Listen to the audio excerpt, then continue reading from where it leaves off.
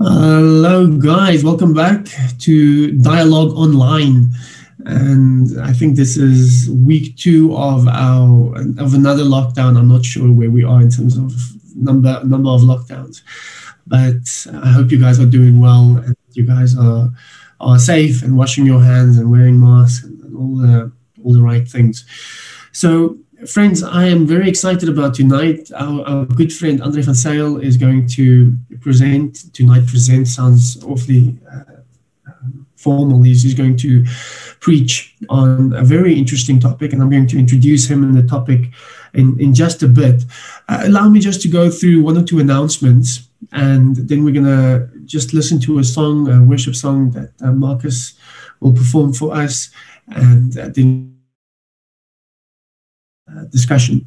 So the first announcement that I just briefly want to make is this, that a couple of months ago we had a spring breakfast that would have been spring last year, and we invited a friend of ours, Sishle, and Sishle and Cebu are very active there in Mamelodi doing tremendous work. And then Marion had this initiative with a bunch of the girls at Dialogue to raise food for them to distribute in Mamelodi. And it was a very low-key type of thing, but up to date, ladies in Dialogue has quietly behind the scenes raised upwards of 50,000 rands worth of food. And this has been distributed physically in food in the Mamelodi area. So I think it is amazing, and I just want to thank all the girls who are contributing to this monthly. It is behind the scenes. It's not something that is flashy or fancy, and that's usually the best way to go about it. So I am tremendously proud to be in the same church as you guys. So thank you so much for that. And it's an ongoing initiative. So we want to say thank you and please. And if you want more information about this initiative, you can just contact Marion. So that's the one thing, which is mainly a big thank you from our side. The next announcement I just quickly want to bring your attention to is Neil Shenvi. Neil Shenvi is probably one of the best Christian thinkers on issues of justice and race identity and gender identity and all of the things that's become so prevalent over the last few years. And he's done a few lectures online that's gone viral, is a word that's used quite often these days. But be that as it may, I think he's one of the better thinkers, Christian thinkers, about the issues of how to think about white privilege and corporate guilt, and reparation is the word that everybody's talking about now. And he was kind enough to agree to join us for a Zoom on Wednesday night at 7:00. So it's the 7th, if I'm not mistaken, it's the 7th of the 7th at 7 p.m. How's that? 777. That's pretty holy stuff right there. So the 7th of July, 7 p.m., 777, we're going to have Neil Shenvi, and we're going to engage with him. So if you have questions, it's just going to be an open Zoom. If you have questions about race and about gender and about all of the justice issues surrounding it, then I would encourage you to just bring those questions to Zoom on Wednesday. So I'm pretty sure you guys are looking at the details right now. And then if you are still not entertained after Wednesday night's Zoom with Neil, we're going to have a quiz night at on Friday at least at 7.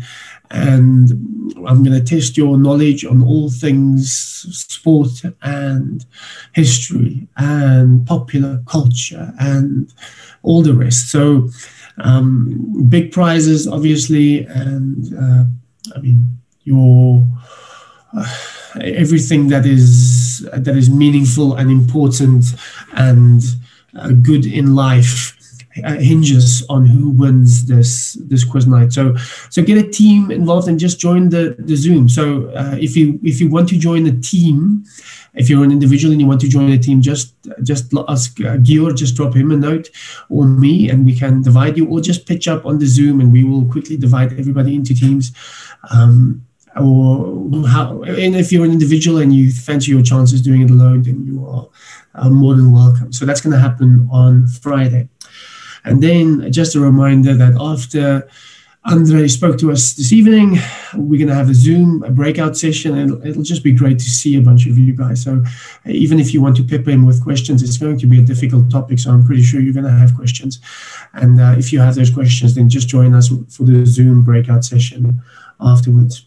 And then, friends, we're going to go over to music. We're just going to listen to a song performed by Marcus, and I invite you guys to just center yourself for a second. And I want to pray for us as we go into the music, into the worship. Lord Jesus, we thank you that we can join as a small community online, and that we get to think about these difficult questions with this controversial Jesus series. And Lord, I pray that it will lead to a deeper faith in you.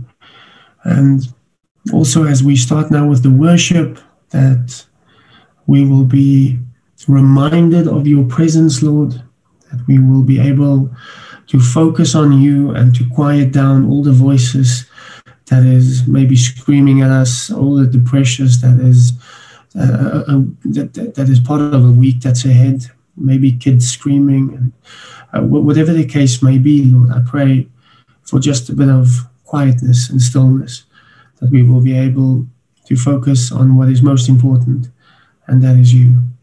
We pray this in Jesus' name. Amen.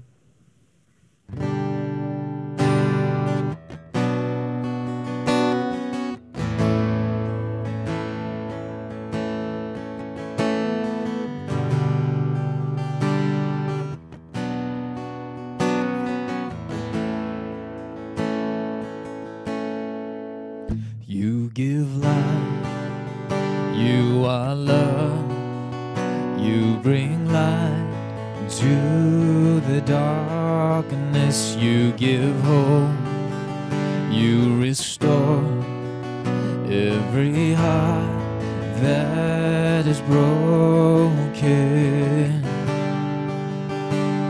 And great are you, Lord. It's your breath in our lungs, so we pour out our praise. We pour out our praise. It's your breath in our lungs, so we pour out our praise to you only.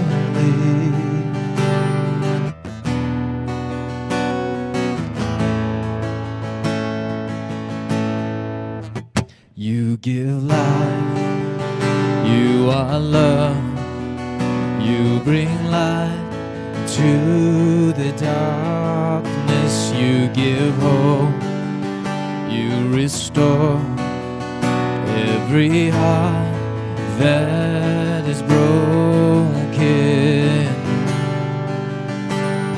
And great are you, Lord. It's your breath in our lungs, so we pour out our praise.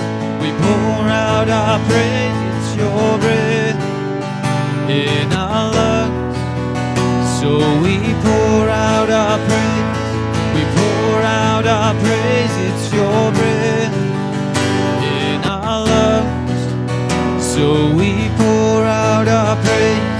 We pour out our praise. It's your breath in our lungs, so we pour out our praise to you only.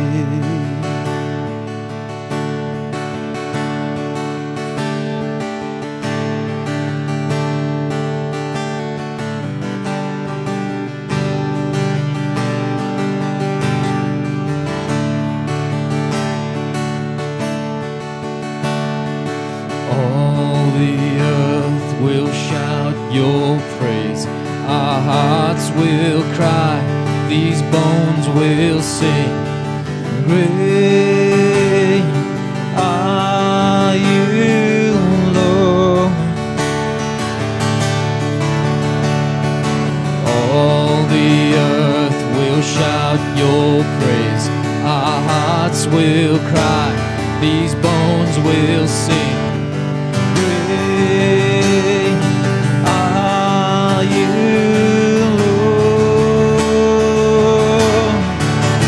It's your breath in our lungs, so we pour out our praise. We pour out our praise. It's your breath in our lungs, so we pour out our praise. We pour out our praise. It's your breath in our lungs, so we pour out our praise. We pour out our praise. It's your breath in our lungs, so we pour out our praise to you only.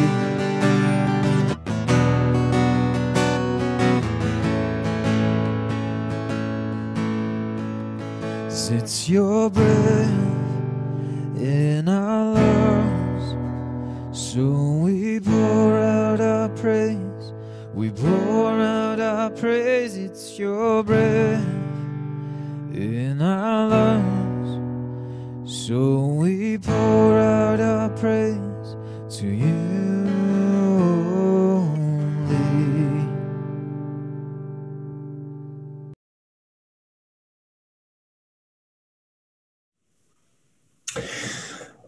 So friends, I am delighted to introduce my good friend Andre to you guys. I'm not sure if it's worth introducing Andre anymore. I'm pretty sure he's been online a couple of times, and back in the previous dispensation, he was there in real life. Some of you guys have queried whether he actually exists and whether it's not some sort of simulation. I will bring proof in 2022 perhaps. So Andre is married to Marianne. Marianne and both Andre and Marianne, I know this impressed some of us, are doctors, but not real doctors. Although Marianne is closer to a real doctor. She's an audiologist, and Andre is a lecturer at UJ, and he's very passionate about education, and it's also within the education department broadly that he is working there at the University of Johannesburg doing some very interesting stuff. So apart from his passion for apologetics, it's actually quite interesting to listen to what he does at UJ, but don't ask him that question tonight. And they have two lovely kids, Tian and Annabelle. I'm not sure, how old are they, Andre? Annabelle just turned 8, and Tian just turned 5. Yeah, and so they are both lovely. So Annabelle is a master at public speaking. So her public speaking is the stuff of legend. And Tian is very passionate about gardening. So apparently he's going around the complex and cutting people's grass. I'm not sure whether it's real or make-believe, but he gets money for it. So he's actually sort of the Van Sales' retirement plan, if I'm not mistaken, sending him around to do some child labor. And Andre, in terms of apologetics, was alongside Udo, started Antwoord Apologetiek a long time ago, and is a very, very fine thinker. I want to blame him. If you guys ever take great exception with some of my sermons, just know that more often than not, I phone Andre to just check some of the ideas. So if ever you want to accuse me of heresy, I'll just give you Andre's number. I quite like this new scapegoat that I've developed. But yeah, Andre, it's lovely having you here again, and I'm very excited to listen to you. And we're going to look at, we're busy with this controversial Jesus series, and we've looked at a couple of the hard sayings. And the saying of his, that is, I am the way, the truth, and the light, and no one comes to the Father but through me, is probably one of his most controversial sayings. And it wasn't necessarily his most controversial saying a couple of years ago. He speaks about hell and all sorts of rough things. But I think in our current political climate, this might just be the harshest, most unacceptable thing that Jesus says. And I am so happy that it's not me who's dealing with it. So until that, you are so welcome. Thank you, Johan. Thank you for that introduction. And to all my friends at Dialoog, it's so nice to see you all again. Just with regards to whether I'm real, it really links nicely to my topic tonight. Jean Veith says, for postmodernists, all reality is virtual reality. So maybe there isn't a difference if we believe the postmodernists, right? So I'm going to share my presentation with you, and then I'm going to talk you through it. This is brand new. I developed it over the past 10 days or so. And I hope I'm not going to get stuck in too many places. I am going to do my best not to, but you never know. So the topic, the way I phrase it for myself is my truth, your truth, and the disconcerting truth claims of Jesus. And I really thought about what I would call Jesus's truth claims. And I specifically chose the word disconcerting because I think that is what it does to us all. I think in the popular culture, Jesus's truth claims maybe are more than just disconcerting. They might just be offensive, right down offensive. But I think even in the church, these truth claims of Jesus have become disconcerting. And by disconcerting, if you look it up, you'll see it basically speaks of making you uncomfortable, making you feel everything is not quite right. And I look forward to confronting these truth claims of Jesus with you tonight. I put two quotes right here on the front page, and you'll see them there. The one is by Amish Tripathi. There is your truth, there is my truth. As for the universal truth, it does not exist. Now, I am not going to give a lecture on logic tonight, but I just want to say on a personal level, I am very thankful my name is not at the bottom of that. And it is so interesting that we live in a culture where that specific statement can be put on a motivational poster without blushing or without rolling your eyes. To be honest, there is so much wrong with that statement. And that is taken as universal truth at the moment, which clearly doesn't exist. But as I said, let me not spend time on that. And then in contrast with that, on the right-hand side, I've just put a little bit there of what Jesus says in John 14. I am the way and the truth and the life. And then as Johan pointed out, there is a bit more to it. And we'll get to that in a minute. And Johan, you're 100% right. I actually would like to put it quite a bit more strongly than you've put it. I don't think anybody in a series on the controversial statements of Jesus, maybe in the first century in Roman culture, there was enough relativism, excuse me, that people might have found this controversial. Look, everybody's found it difficult, as we'll see a little bit later as we move through the sermon. But this has never been controversial in the history of the world. This isn't one of Jesus's controversial sayings. It has never been.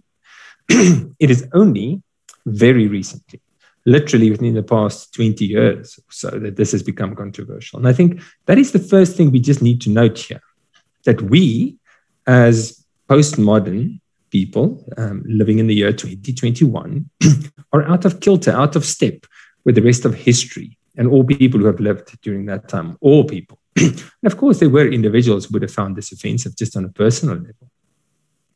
But this has never been offensive culturally speaking and logically speaking and at the level of what is acceptable within a culture. So I think I'm in an interesting position in this whole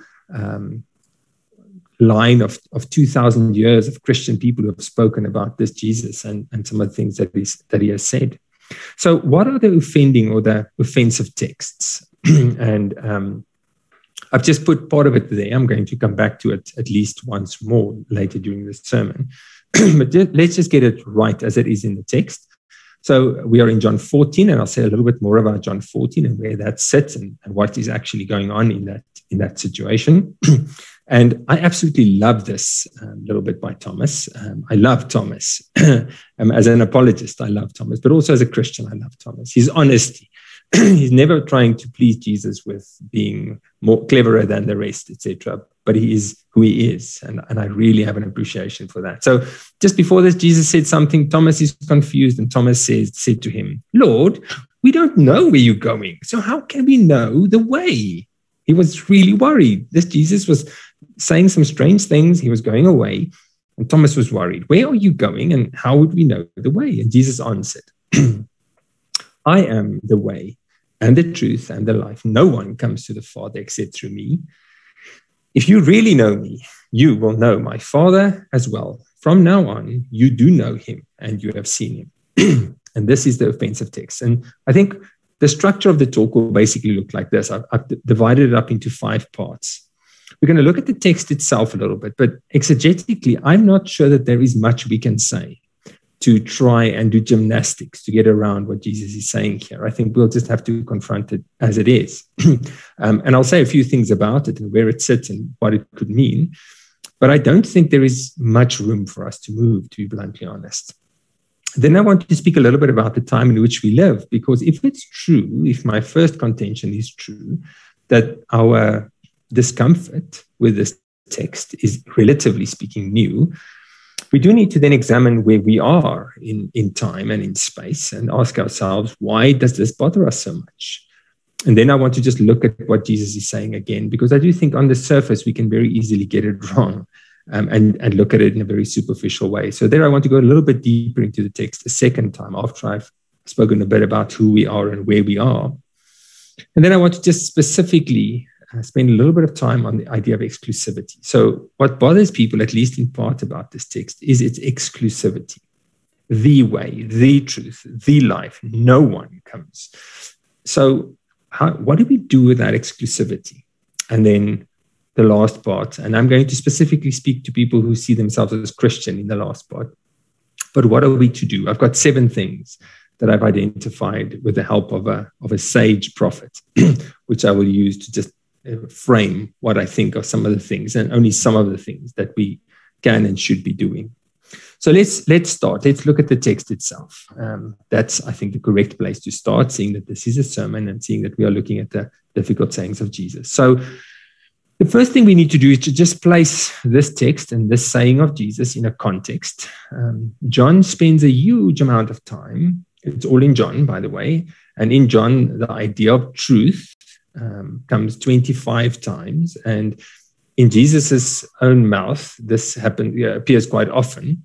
But then John spends a huge amount of time in this last week of Jesus's earthly ministry. So John 13, 14, 15, 16, etc., is where Jesus is giving very intensive last comments and notes and doing things. It's not just about speaking.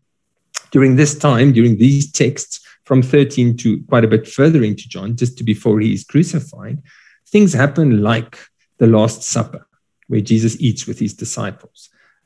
Jesus washes his disciples' feet during this time, and the interesting interaction happens with Peter. Jesus predicts Judas's betrayal of him, and Judas goes out. Jesus predicts Peter's denial of him.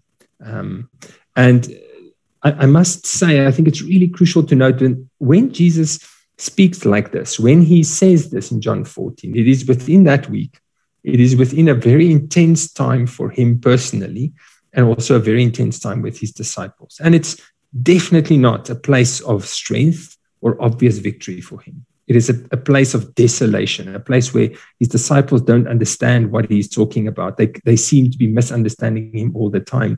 They seem, as you could see from that just quick note from Thomas, they seem to be confused, wondering where is he going? What is he going to do? Not understanding what he's there for and what will happen next. These are some of his last words to his beloved disciples in a very distressful and a very difficult spot for him. So the one thing we can definitely not say is that this is a Jesus standing at some important place with his guards around him and claiming to be the way, the truth, and the life. That is definitely not the case. This is a Jesus who is in a very difficult spot with his disciples in a very intimate moment, and he is speaking the truth to them. So that's the first bit of context that I think is important. It's also important to notice that in John, the 7 I am statements of Jesus happen. Now, these have a lot to say about them, and each of them actually have many, many, many sermons to be preached about them. But I am the true vine. I am the bread of life. I am the light of the world. I am the gate or the door. I am the resurrection and the life. I am the good shepherd. I am the way, the truth, and the life. These are all claims that Jesus makes in John. These are all I am claims, where he's claiming identity. He's not just claiming something about teaching or methodology. He's claiming identity. And these are all massive claims.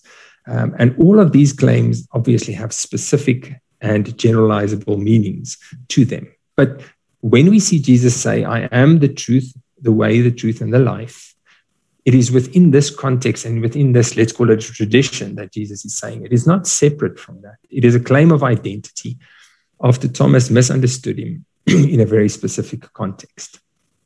So let's have a look at 3 places within John, not one John. So please don't misunderstand my title there. Jesus on truth, number 1, in John 8. So I'm going to take 3 instances where Jesus speaks about truth in the Gospel of John. And I just want to point out to you how Jesus interacts with truth, generally speaking, before we go back to the specific text in John 14. Actually, that's going to happen right in the middle of what we're going to talk about now.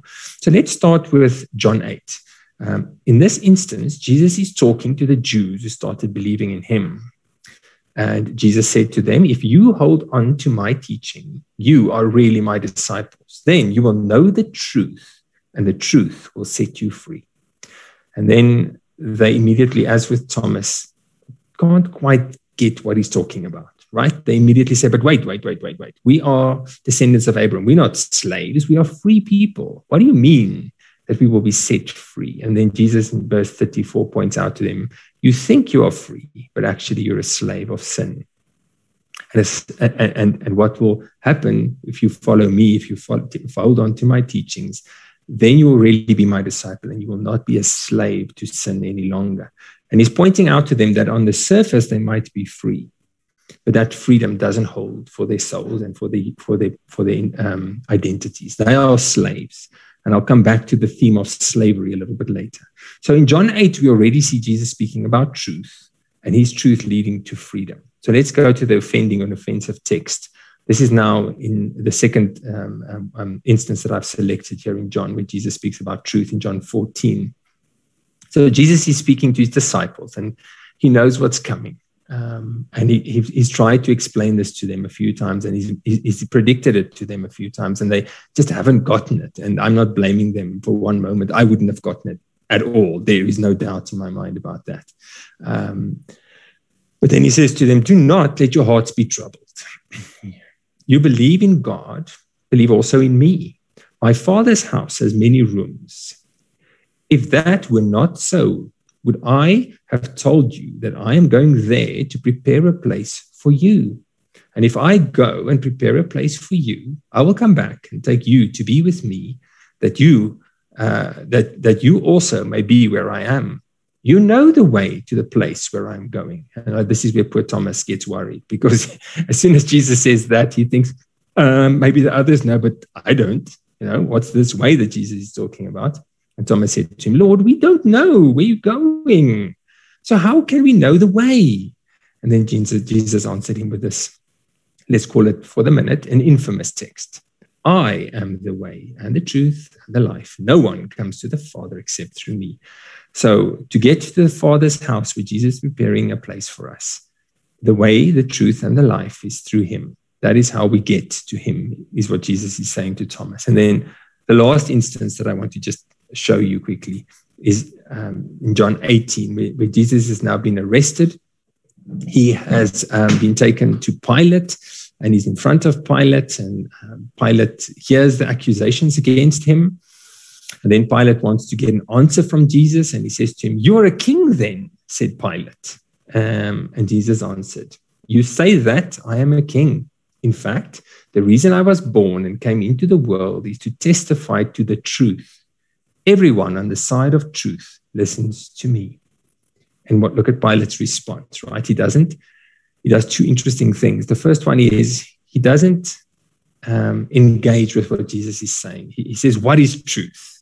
It gives I think most people today would be very comfortable with that answer of Pilate. I think Pilate was a postmodern almost in the way that he approached the question of truth, when Jesus said that he was the truth and that everybody on the side of truth listens to him.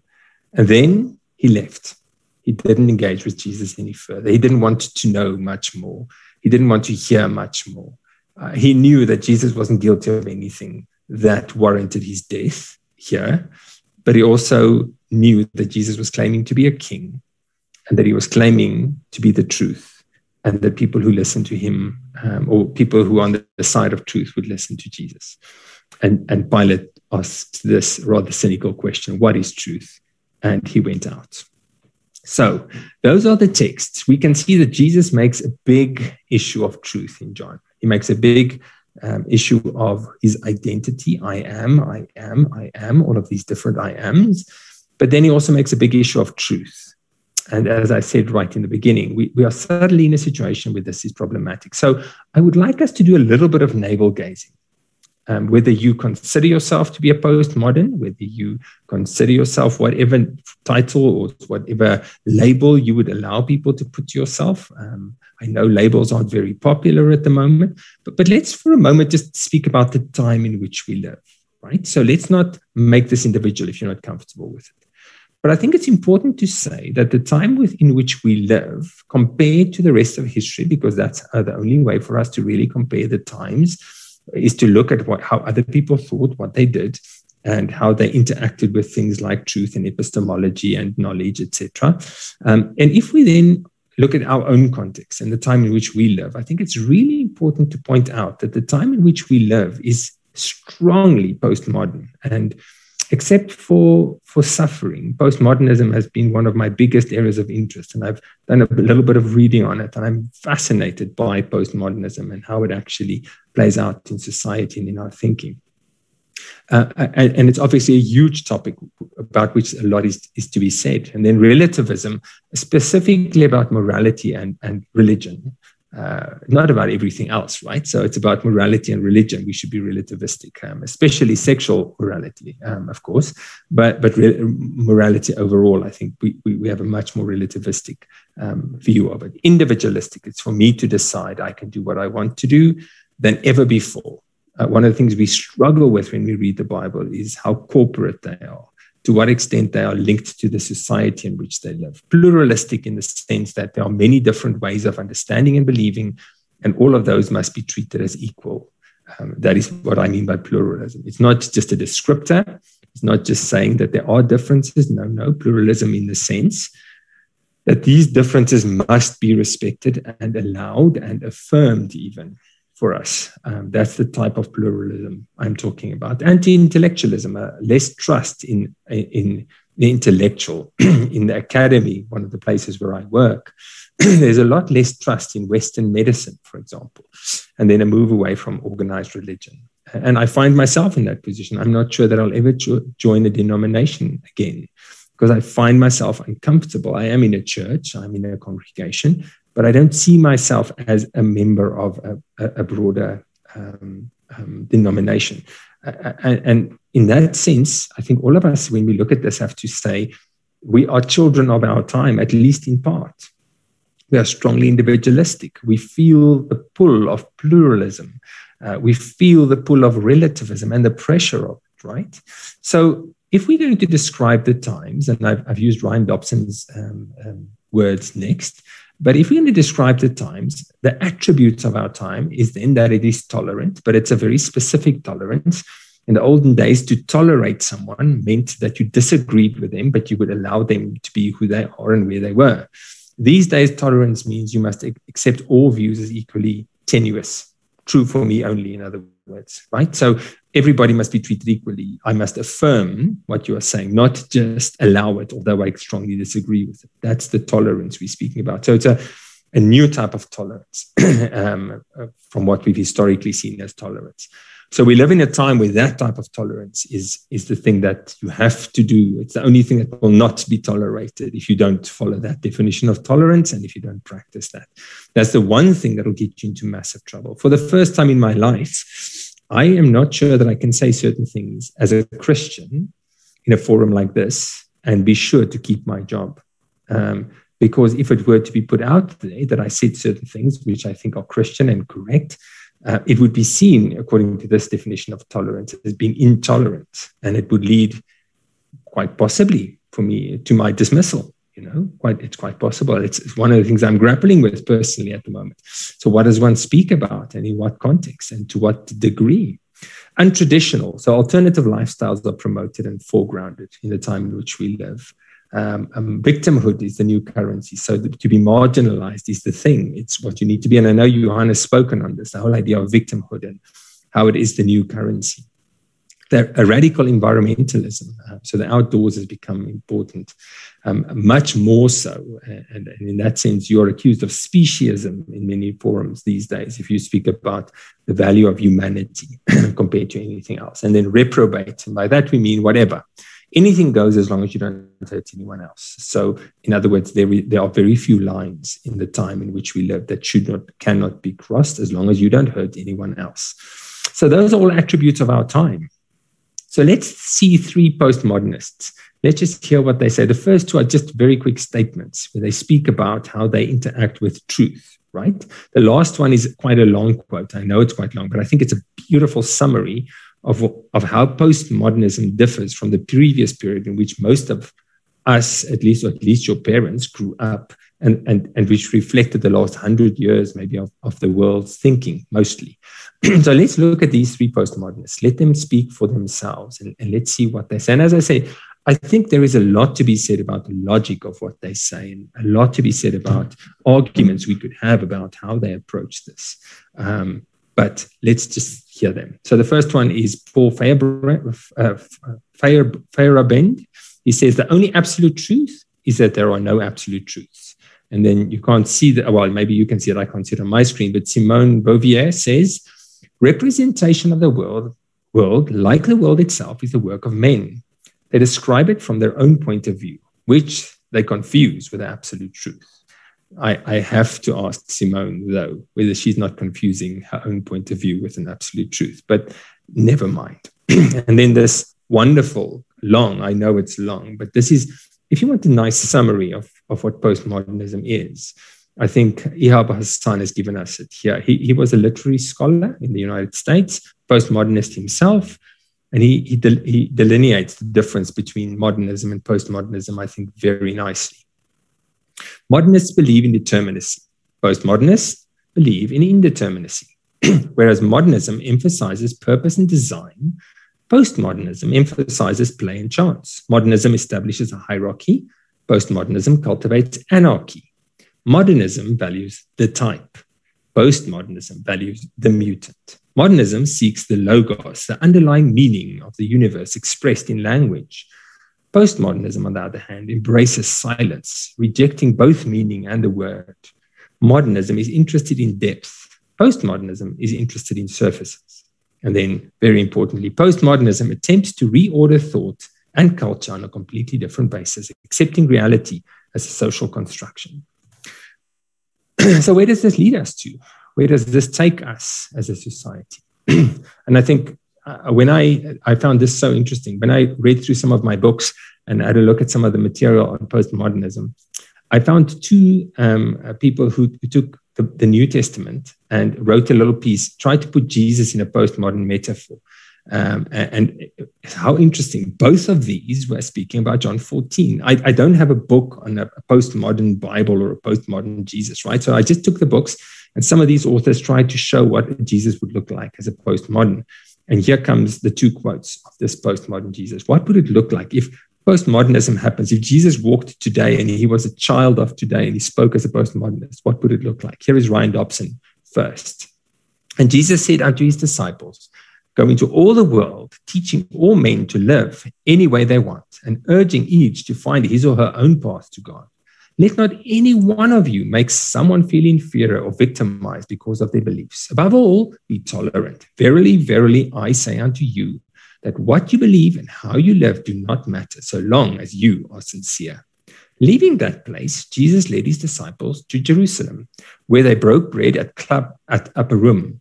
There he addressed them again, saying, I am one of the ways, one of the truths, and just one possible life. If you are basically a good person, you're okay in my book. And if you choose to come to the Father, or Mother if you prefer, through me, that's cool. Now go forth and live according to whatever feels good to you. And there was much rejoicing. So there is, obviously it's a bit tongue-in-cheek, everybody, but there is a way of looking at John 14 if it were written in a postmodern metaphor. But there is a second one. Now, the next one I'm going to show you is a little bit more confusing. It's not written as clearly as this, because I think it shows the inherent difficulty with postmodernism and truth, right? If you try and speak as a true postmodern, this is what you're going to struggle with. So this one, let me just make sure I get my quote. It's from Dave Horner, and it says the following. So it's Jesus speaking again. Jesus says, now, don't get me wrong. The truth I testify to is, of course, truth, in inverted commas. It's my truth. It's what is true to me and those who share my linguistic community. It is what we let each other get away with. I'm not saying anything that would imply that if you did not think I was the way, the truth, and the light, that you would be wrong or mistaken. No, I want to affirm every other way as equally valid and just as much a way to God, or to be inclusive, not a way to God, or a way to know God, or not a way to know God, depending on whichever way, no way, God or no God you might prefer. The important thing is that you are sincere in your choices in these matters. Well, actually, that would be imposing sincerity on you, which would be intolerant. The important thing, or the unimportant thing, depending on your preference, is sincerity or insincerity, depending on your preference or your non-preference, if you prefer not to have a preference. Okay, so hopefully that at least got a bit of a laugh. But once again, you'll notice that this is specifically about John 14, because it is such a difficult part of Jesus' teaching for somebody who takes postmodernism in, and I think we all have taken it in. And then almost most upsetting to me, this is just a quote from Stephen Foucault. I don't know him, but I found this interesting. You saw Jesus' I am statements, right? Where does this end then, postmodernism? And we see this manifested all around us. He says, begin your day by saying, I am. You will begin to believe that you have control of your life, freedom of expressing yourself with ease, and clarity to recognize your own truth. Okay, so instead of the Jesus who is the I am, we move to a situation where each individual is the I am. That's where it leads us to. So that is the first part of our context, the postmodern context in which we live and which we take in through television, we take in through music, we take it in through everything that we do. But I think importantly, for those who are in the church, there is a second bit of context that I would like to add. And in my own view, the two great prophets of the previous century were C.S. Lewis, as most of you would know who know me. But the second one is much less known and much less popular. He was much more difficult to read, and I think he had fewer things to say that go nicely onto quotes, right? But his name was Francis Schaeffer. And he had many faults, like we all, like Lewis, like everybody else, like me. But I would like to let him speak for a moment, because Francis Schaeffer saw what we are seeing now with massively great clarity very, very long before any of us saw it. He saw it more than 50 years ago. He was interacting with people in Europe and in America at that point, and he understood the biggest challenge that the church would be facing and that the world would be facing. And he knew by then already that these texts that we are studying tonight would be the most difficult for us to understand. So Francis Schaeffer in 1968 wrote a book called The God Who Is There. It became part of what is called the trilogy, Francis Schaeffer. It's not easy reading, but I highly recommend it, because Francis Schaeffer really, really went into the philosophy that underlies the time in which we live, the difficulties that we have with this text. And if you haven't read The God Who Is There and the other two books that form trilogy, Is There Is Not Silent and Escape from Reason. If you haven't read those, I strongly recommend that you get an audiobook or a book and that you try and work through them if you're going to be a thinking Christian in the time in which we live. And for the first time, I think ever, the person who I'm going to quote most for the rest of the sermon will be Francis Schaeffer, because he had such insight and he did so much thinking about this time in which we live. So the biggest contribution that Schaeffer made was to spot and he wrote about this in 1968 already, the shift that took place in Europe and the USA. I think I sometimes these days wonder how we got here. I mean, I look at the world and I think how I grew up and where I grew up, and I see how strange the world has gotten for me. And I'm not that young anymore, but I'm not that old either, but I feel completely as a stranger in this world sometimes. If I look at what's going on the news, I don't know how we got here. And Francis Schaeffer said, in this book in 1968, he drew this picture. This is from his book.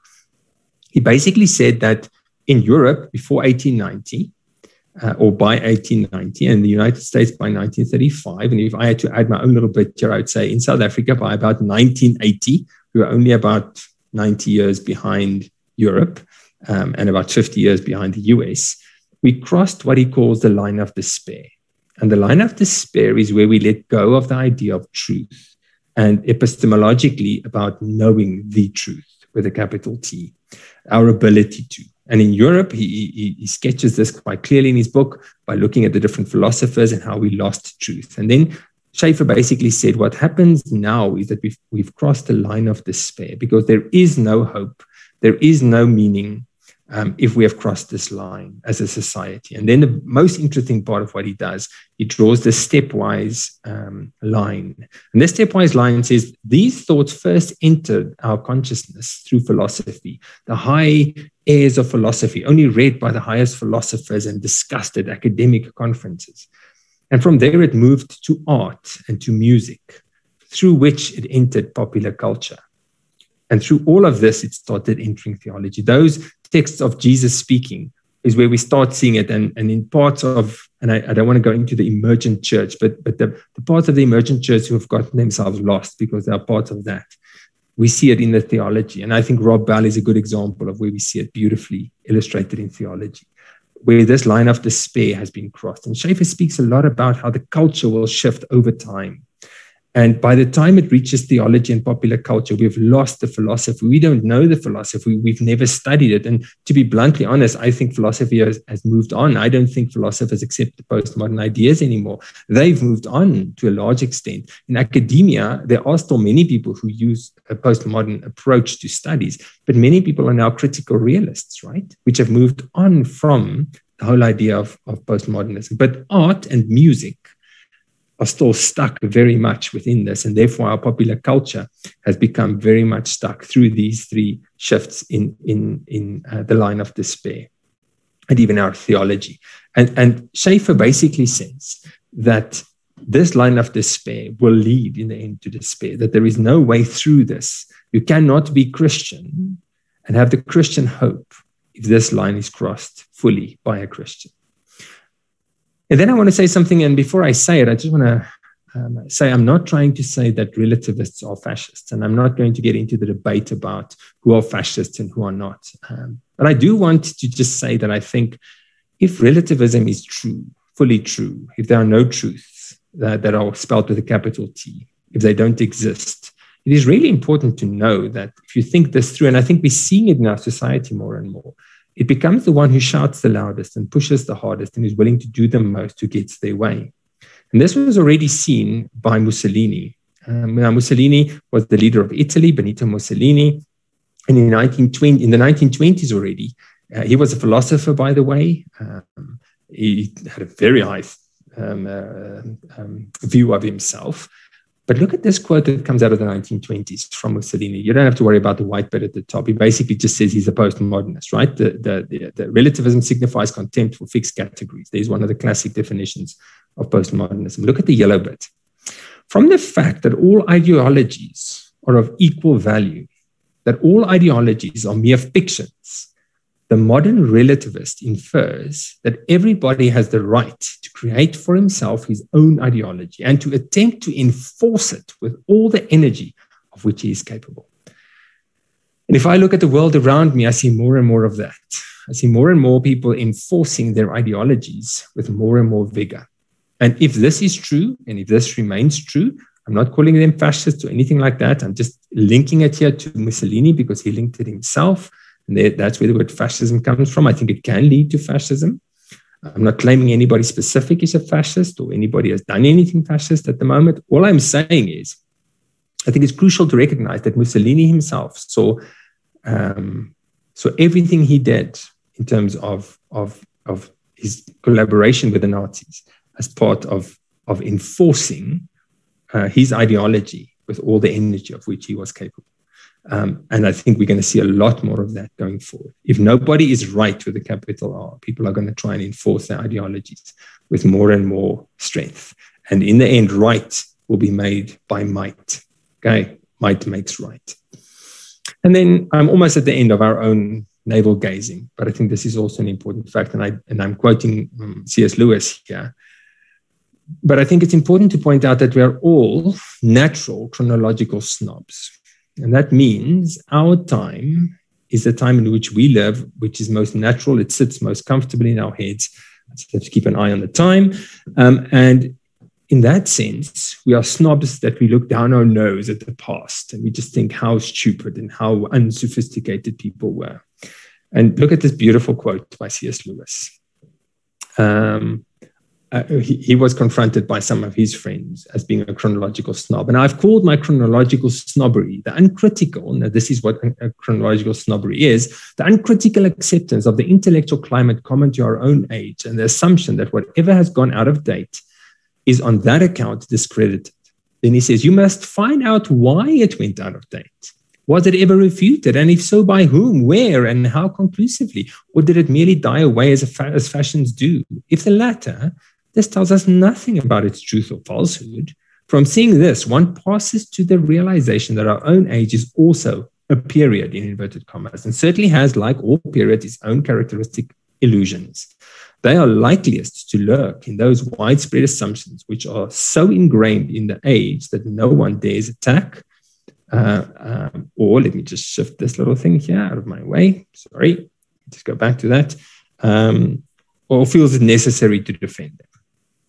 Okay, so that's context. So I spoke about postmodernism. I spoke about how modernism and Francis Schaeffer into end of despair that leads into society, which is now thoughtless, often without good reason, accepting some of these ideas, making them part of who we are. The increasing forcefulness in which we are seeing in our culture of this being enforced, and then the whole idea that we are all chronological snobs, that we must be very careful looking back at history without criticizing ourselves and thinking we know better, because we often don't. We are also at times. So let's go back to then what Jesus was saying. And I think we can't get away from what he's saying. The words, the way, the truth, the life is what he's using. He is being very clear here. He's being very direct. He's not, I am way, truth, life, or anything to that effect. It is the way, the truth, and the life, singular and very specific. And then the words, no one comes to the Father except through me. Now, I want to spend a bit more time on what that could mean in a moment, but I think we have to bite this bullet for what it is. This is what Jesus is saying. He's claiming to be the way, the truth, and the life. Very unpostmodern, I understand that, but that is what he's claiming. But it's also important to notice what this then means. What is this truth? Is it a truth that he's hitting us over the head with like a cricket bat? No, God is giving us his truth, and his truth is Jesus. It's not a book. It's not a propositional statement. It's not a message. It's not a prophet. It's not a philosophy. It's not a methodology or a practice. Other religious leaders and people who have brought religions to the world have brought these things that you see listed there. They've been prophets, or they've been brought messages or philosophies or methodologies. No. What Jesus is claiming is identity. God does not, in our most difficult moment, give us any of those things. He gives us a person, someone who claims to be, and I think was, truly God and truly man, truly human. He is the answer himself. And he doesn't bring the answer. He is the answer. That is radical, by the way. So let's just get back to that for a moment and say that Jesus is radical, and he has always been radical. So the truth that Jesus brings us, by the way, because he says, I'm the truth, the way, the life. Nobody comes to the Father except through me. Now, that sounds very oppressive to our ears, right? Oh, that must be oppressive. How can he claim to be the truth? How is that? Immediately, and I mean, I feel it too. It sticks in our minds, and we wonder how someone can say that. But let's go back to those three instances, John 8, John 14, and I think it was, I can't remember the last one where he spoke to Pilate. I think it was 19-ish. Let's go back to those and just see what he was claiming, because it sounds very oppressive. So Jesus was saying in John 8 that he would set slaves free. We know about modern slavery. We know what it means when people are slaves. And the fact of the matter is we are all slaves. We are a slave nation. I don't know if you know that you're a slave, but we're all slaves. It just depends what you serve. And that contention I will take quite a bit of time to explain if you want me to. But we are all slaves, and Jesus is saying, I will set the slaves free.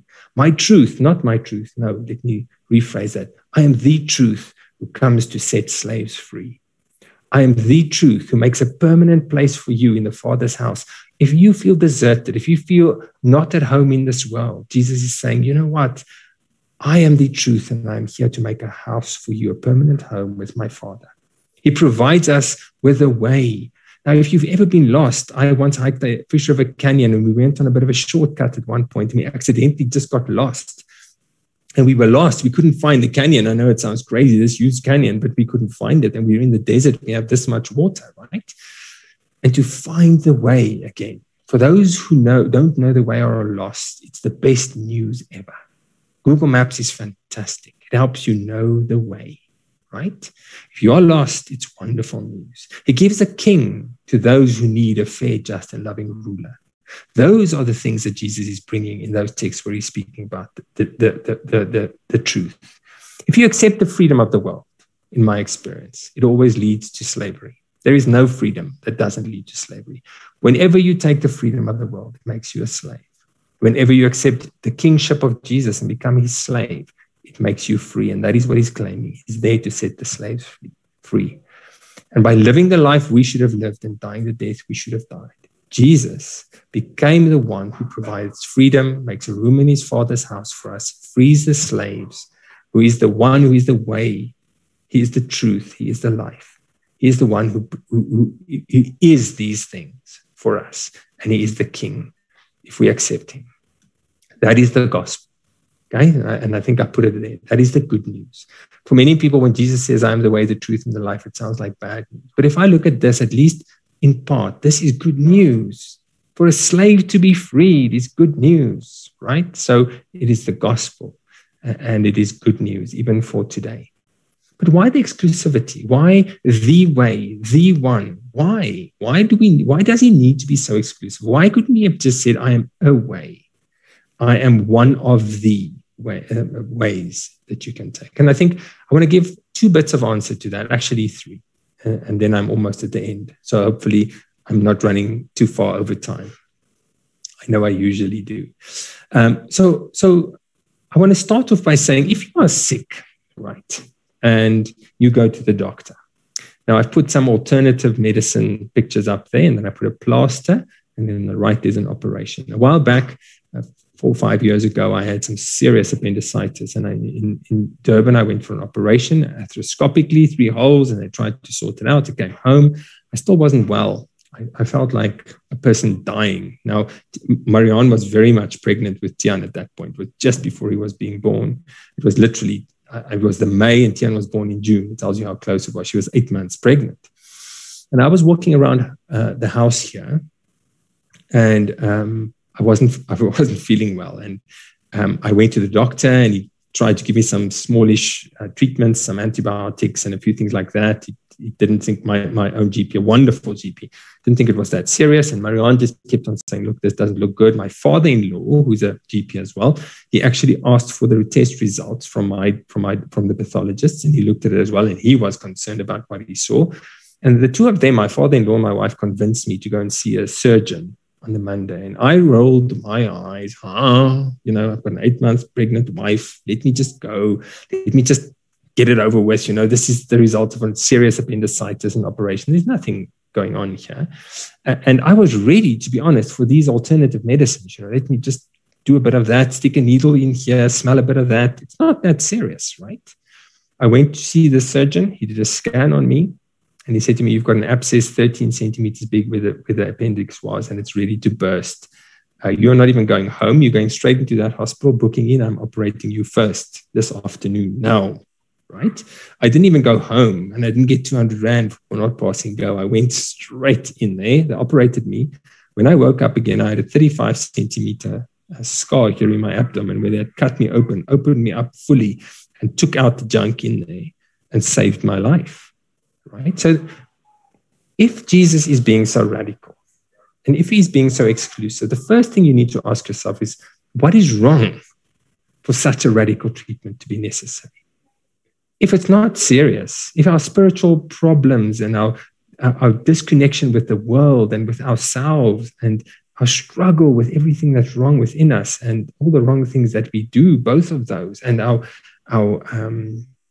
need to be free from the slavery for a king, for a home, to be at home, that internal need that we all feel so strongly, if that isn't serious, then you're welcome to find another way to solve it. Then, just drink a Bernardo, get something. And I'm not against alternative medicines. I think they have a very important role to play. But if I had gone to an acupuncturist at that point, or a podiatrist, or somebody who did chakras, or wherever, I was very likely dead. Because of the seriousness of what was wrong with me, I needed a very radical and a very specific treatment. And I think the message of the Bible and the message of Jesus is that what is wrong with us is much more serious than we often make it. It is not a discomfort. It is not something small. It is a terminal illness through which we hurt ourselves and other people, through which we mess with God and his image and everything that he has made. And the only solution is a very, very serious one. We need to wake up with scars on someone else's body. That's the only way for us, according to what I understand this exclusivity to be. When that doctor told me how to operate, I could have told him, you're being intolerant. Why can't I have chakras? But if it was as serious as that, there was only one treatment possible, I have to accept that that is the only way. And Jesus is claiming to be that only way. Secondly, when I look at the cross, when I look at what Jesus went through on the cross, and I look at who God is and his character, it strikes me that there cannot have been another way. Why would God have sent his son? Why would Jesus have suffered this horribly? Why would this absolutely horrific thing have happened if there were any other way to solve this problem? If that doctor cut open 35 centimeters of my abdomen, and he could have just, put a bit of an ointment on there and sorted me out, I would have taken him to court, because his character, his moral disposition would have been completely flawed. I couldn't accept that. And I know people have called God a cosmic child abuser. If I read my Bible, then I must tell you, if there were any other way, if there were another way than Jesus, the cross would have been the most banal thing that has ever happened. It would have been the worst thing that has ever happened in terms of being wrong. The cross was either the only way, or it was the craziest thing that has ever happened on the planet on this planet. And therefore, I think the exclusivity comes from the fact that there was no other way. Now, the last thing I want to just say about this before I ask, what can we do? What can we do? Okay. I think it's important to say that when we say that Jesus is the only way, we should know that the cross echoes from this moment when it happens back into history, according to Romans 4 and 5, and it echoes forward into history, into all eternity. If you see Adam, the first man ever created, or Moses, or David, if you see them in heaven, the Bible teaches us that the only way you will see them in heaven is because of what Jesus has done. Whether he lived 500 years after them, their cross and the resurrection echoes both ways. Nobody will ever be saved. What does that mean? Can you just be sincere and it will save you? No, I don't think so. I think there's a lot more to be said about it than that. But I also think some people have a very narrow definition of what that means. You must confess a certain few lines in a specific way, otherwise it's not applicable to you. I'm not sure that that is completely correct either. And luckily, the final decision on this is left up to the most just, most fair, omnipotent person who knows everything, and that is God himself. He's the one who decides who is saved through Jesus in the end. And I'm not a universalist at all, so you don't even have to ask me in the question and answer time. But I do think sometimes we draw those lines much more narrow than they necessarily are, even biblically speaking. So, lastly, what are we to do? I'm going to end off with this, and then I'm going to pray for us.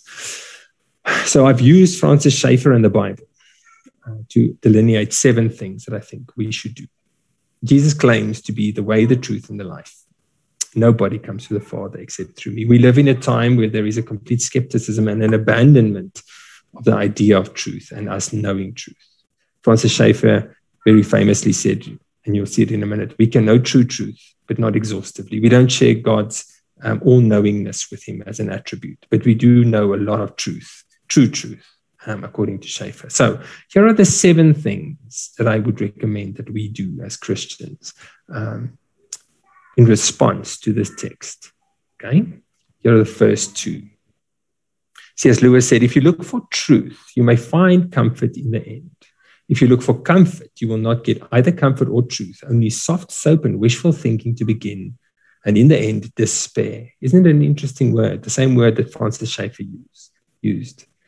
I think as people who are followers of Christ, we have to continue to seek for truth. And in the first instance, that means to seek after the person of Jesus Christ. But it also means to seek after all things that are true, to figure out what they are. And yes, people have misused truth in the past. People have claimed to know every bit of truth and all the truth. Many claims have been made. But I think as followers of Christ, we have to be seekers after truth. Secondly, we can know true truth, but not exhaustively. That's Francis Schaeffer. All of the rest of the quotes will be him. So the second thing, I think we can be humble, but confident about truth. I think we should be humble. We should know that we can know true truth, but we never know it exhaustively. We should never worry about not knowing everything. We don't, only God does. And we should be comfortable with the fact that there is a lot of uncertainty. I think some people use that then to just draw the line wherever they like. And I don't think that is appropriate.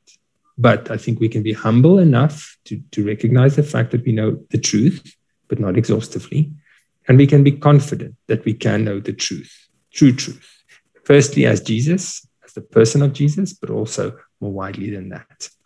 Thirdly, Romans 12, verse 1 and 2 in the Amplified Bible. I'm only going to read verse 2. So the first verse basically says we should be giving ourselves as living sacrifice. There's a contradiction in terms. I think the postmodernists should love the idea of a living sacrifice, right? The sacrifice is something being killed, and we should be living sacrifices, right? That are pleasing to God, which is our reasonable, rational, intelligent service and spiritual worship.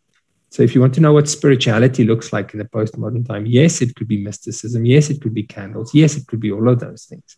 But it's also the rational intelligence that we use to look for truth. And then verse 2, do not be conformed to this world and this age, fashioned after and adapted to its external superficial customs, but be transformed, changed by the entire renewal of your mind, by its new ideas and its new attitudes. And I think we are called to be in the world, but not of the world, to be salt and light to this world, even this postmodern world, because of who Jesus is and what he has brought. There is number 4. Francis Schaeffer said, in passing, we should note this curious mark of our own age. The only absolute allowed is the absolute insistence that there are no absolutes. Okay?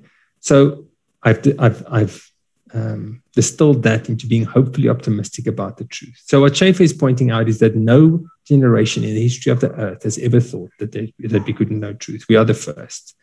And either we are right and no other human society has ever been right, ever, and we've just figured it out, or we can be hopeful and optimistic that there is truth and that it can be known, at least to some degree, and that Jesus is that truth.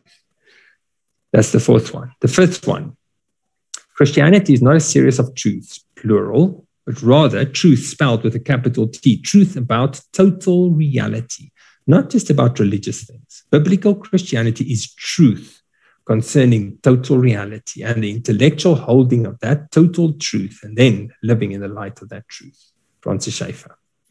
I think we should know and live Jesus as the truth as Christians. That is the 5th thing that I think we should be doing as a response. Number 6 and 7, and then I'm going to pray for us. Francis Schaeffer, the last 2 quotes from him as well.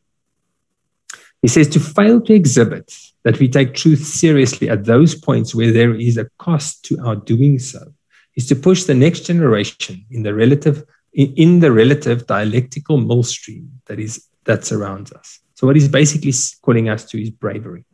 He's saying we should take truth seriously and be willing to pay the price. Now, I think Christians are often just plain not very clever in the way that we approach this. We are blatant and we are specifically difficult.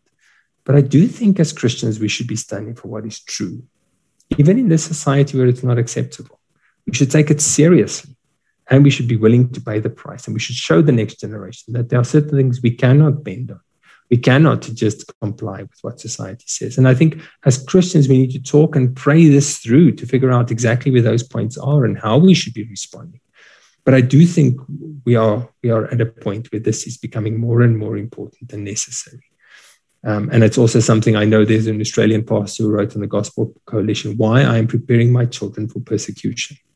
And at least to some degree, I think it's true, because there will be a price to standing for the truth in the society in which we are currently living and the direction in which society is moving. And then lastly, if the truth of the Christian faith is in fact truth, Schaeffer again, then it stands in antithesis to the ideas and the immorality of our age. And it must be practiced in the teachings and practical actions. Truth demands confrontation.